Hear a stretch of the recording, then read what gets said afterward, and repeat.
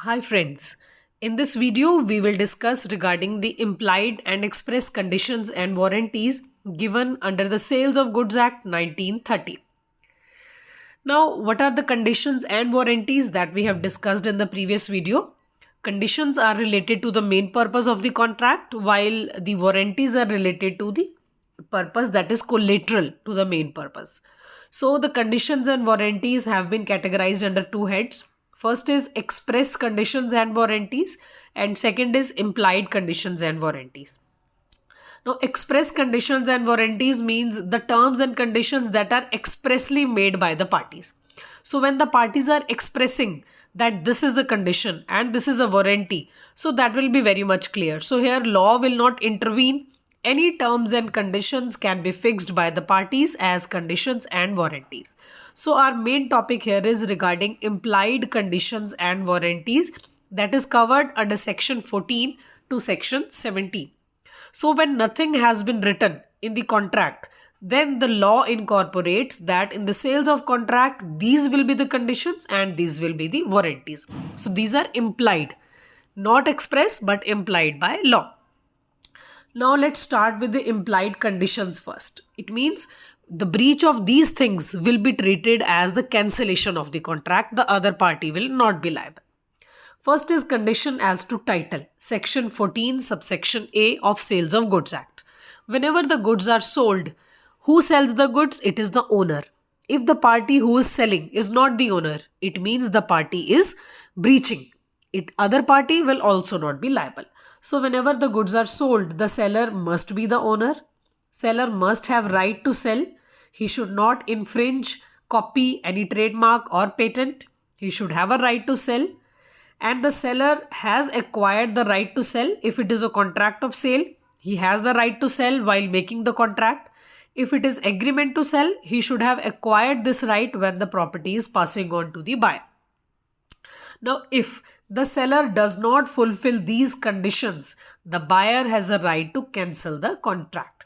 Now, the buyer can cancel the contract because it is implied condition that seller should have title of the goods while selling. If he does not have the title, buyer has a right to cancel the contract. Now let us take this case. R is selling goods to K. This is the case between Rowell and Dywell. Now K used it for 6 months. After 6 months, it was revealed that R has sold the goods to K, but R was not the owner. Now the true owner came. He wants to take his car back. It is held that it is a breach of condition as to title. Second is sale by description. Sale by description means whenever the goods are being sold by describing them. You are telling about the goods orally. So there is an implied condition that whatever you are telling, goods should correspond to that description. If you have told something else, but when the goods were found by the buyer to be different, buyer can cancel the contract. So if the goods supplied by the seller are not according to the description given, it means seller is committing a breach of condition. Buyer can cancel the contract. He can reject the goods. This is sale by description under section 15. Now this sale by description includes some situations. First, the buyer has not seen the goods and he is relying upon the description of the seller. It means the seller is describing the goods, buyer is blindly having faith in the seller, and finally the goods are not same whatever was described, buyer can cancel the contract. For example, buyer has ordered the rice of quality X. Seller gave the description that goods will be like this and he sent the goods. But the goods that were received by the buyer were not of quality X but of Y. Buyer can cancel the contract. Second is when the buyer is relying upon the description stated, but he has seen the goods. In the first point, buyer has not seen the goods. Second is buyer has seen the goods. So in this case, buyer has saw the goods, but he still relies upon the description given by the seller. In the same case as we have done in the previous case, the same description does not match to the goods, it means it is a breach of condition. Example can be in an auction, a furniture was shown to you and it was told that it is dating 17th century. Relying upon this fact, buyer bought the furniture. Subsequently, he found that the furniture was of 18th century. He can cancel the contract. It is a breach of condition. Third can be the packing can be a part of description. Now, the mode of packing is also a part of description. It means you were described that packing will be done like this, size will be like this, color will be like this, but the goods did not correspond to that packing. It means it is a breach of condition. You can cancel the contract. It means packing is also important. So these 3 points are there. First was when the buyer has not seen the goods and relying upon the seller. Second is buyer has seen the goods, still he is relying upon the description. And third is packing is not up to the mark. In all the 3 cases, it is a breach of condition. Third point is sale by sample as well as description under section 15. In the previous point, we have discussed only regarding sale by description, not by sample. So, if a sample has been shown and besides that a description was also given, so whatever sample has been shown, whatever description has been given, goods should match both of them, the description as well as sample. So for example, N agreed to sell to D oil described as pure refined oil, and sample was also shown. It means the goods should match to the description as well as the sample. If it is not like that, it was a vanaspati oil, in that case, the other party can cancel the contract. It means the goods should be same as sample as well as description. Fourth is condition as to quality or fitness. Section 16, subsection 1. This point says that where the goods are sold for a special purpose, and you have told the seller that special purpose, why you are buying the goods. Now you are relying upon the skill and judgment of the seller because you have made him your purpose known. And the seller deals with those goods on daily basis. Now, it is an implied condition that goods should solve the purpose for which you have bought it.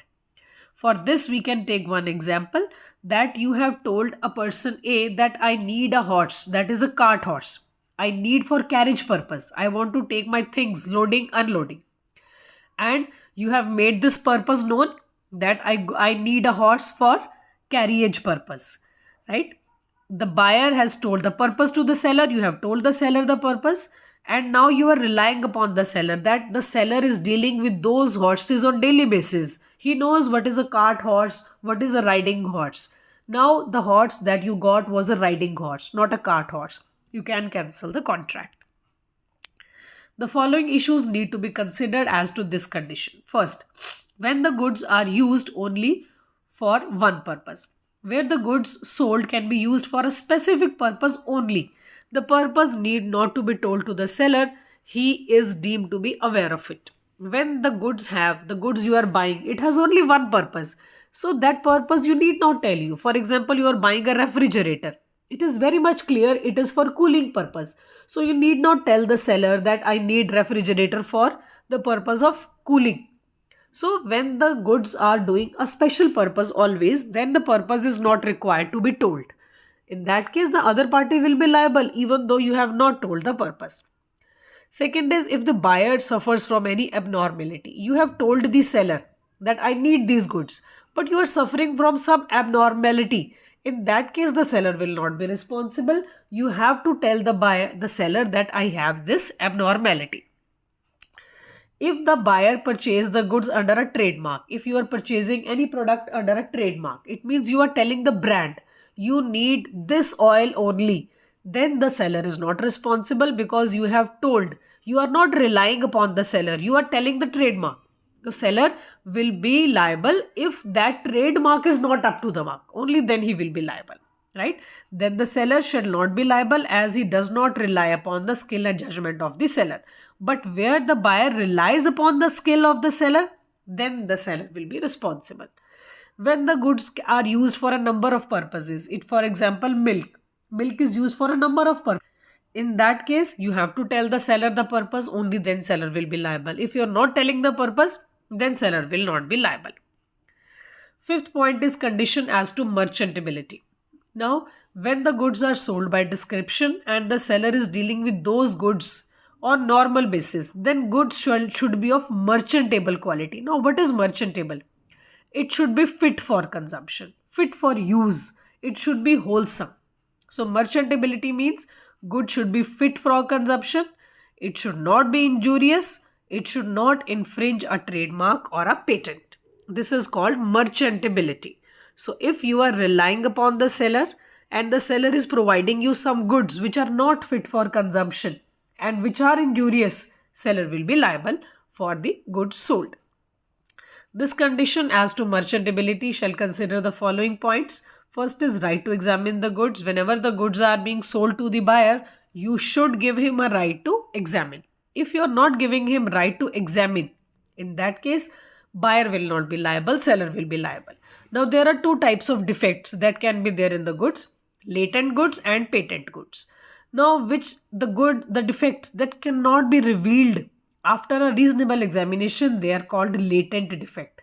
And the defect that can be seen after the reasonable examination, they are called patent defects. So the defects which are latent, which cannot be revealed, for them seller will be liable, while for the patent defects, buyer will be liable. Implied condition is negativated if defect is a patent defect. Patent defect means which can be revealed, which is very much clear from the goods. So for that case, buyer will be liable. The seller will be liable only for the latent defects. He will not be liable for any patent defects that can be easily identified. The last point in the conditions, implied condition, is sale by sample. So whenever the goods are sold by sample, it is very much clear that the goods should match with the sample. You have to give the buyer a reasonable opportunity to compare the bulk with the sample. The goods should be free from the defects, and seller will be liable only for the latent defects which cannot be seen after the reasonable examination. You have to give a reasonable time to the buyer to examine the goods. Now, seller is not liable for patent defects where the bulk does not correspond with the sample.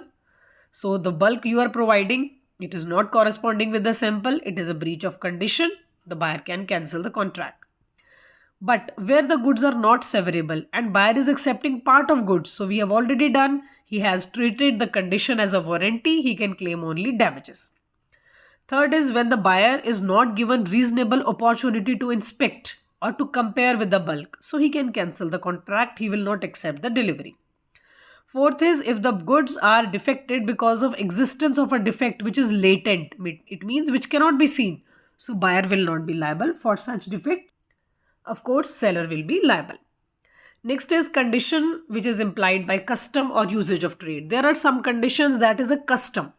When you are dealing with some people for a long period of time, a custom is developed, a usage is developed. So it means you have decided a custom maybe 15 years before.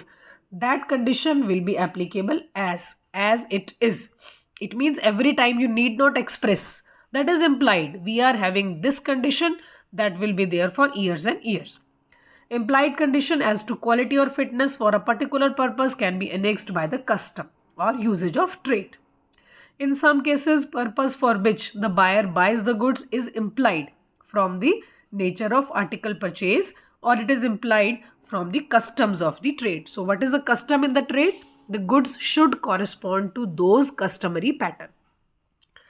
Now we can take the example, bottle of milk purchased by the buyer implies that the purpose for which it is bought. So the bottle should be fit for consumption. Now here we end up with the implied condition. Now there are 3 implied warranties as well. Now we have already done in case of warranties, you cannot cancel the contract, you can just claim the damages. First is warranty as to quiet possession. Whenever you are buying anything, the buyer always wants that he should have a quiet possession. Nobody should disturb him. Why will somebody disturb? If somebody else is the owner of that good that buyer has bought. So because there was a defective title of the seller, that is why somebody is disturbing the buyer. So he is not having the quiet possession. Here the buyer can claim the damages from the seller on account of breach of warranty of quiet possession. Second is warranty of freedom from charges or encumbrances. Section 14 subsection C.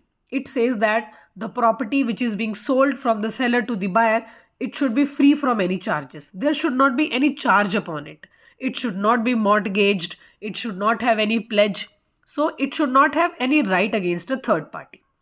If there is a pledge against a third party, any right against a third party, then the buyer has a right that he can claim the damages, he can claim the compensation. First is warranty as to quality or fitness by usage of trade. It means whatever the custom, the usage of trade is going on, the same warranty will be applicable, which can be annexed. So these are the three sections of implied warranties. So here we end up with the implied conditions and warranties. Thank you.